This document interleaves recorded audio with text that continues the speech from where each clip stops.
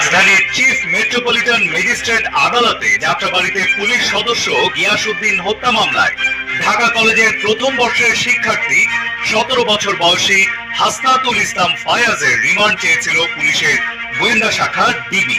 Police forwarding রিপোর্টে ফায়াজের বয়স 18 বছর দেখিয়ে 7 দিনের রিমান্ড চাওয়া হয়। এই আবেদনের প্রেক্ষিতে আদালত তার 7 দিনের রিমান্ড মঞ্জুর করে। অপ্রাপ্ত বয়স্ক কিশোরের রিমান্ড নিয়ে গণমাধ্যমে শুরু হয় ব্যাপক আলোচনা সমালোচনা।